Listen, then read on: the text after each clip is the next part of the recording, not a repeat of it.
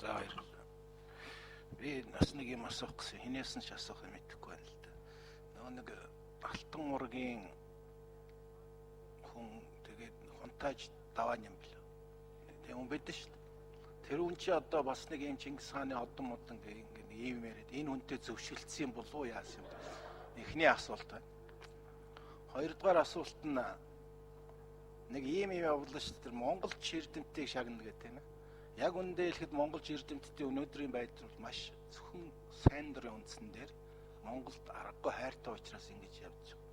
Тэгэхээр энэ одон гөхтөө scholarship одоо юу гэдэг тэдэнд эрдэм шинжилгээ судалгааны ажил буюу Монголыг сурчлах ажиллагаа хийх тодорхой хэмжээний мөнгөний шагналтай байж болох уу гэсэн санал асуулт байна. За баярлалаа. За хин хариулах уу? Санаачлагч өнөр хоёр. За гишүүний асуултанд хариулъя. За эхний асуултын хувьд бол тухайн яг тэр хүнтэй зөвшөлдсөн үгүйг бол би мэдэхгүй байна. Яг тэр ажлын хэсэгт нь тухайд байгаагүй учраас зүгээр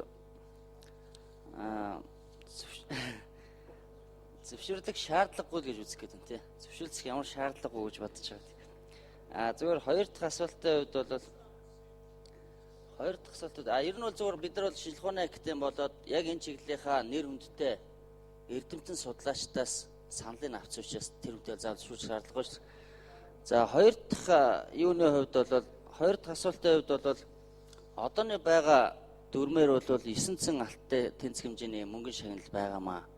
Гэхдээ энэ шагналын алтных нь сорьцсон ямар байх юм ч гэдэг юм уу зарим юмныг нь илүү тодорхой болгох тийм хэрэгцээ шаардлага. Энийг бол шинээр босруулах журмандаа бол харгалзаж үзнэ л гэж хэлэх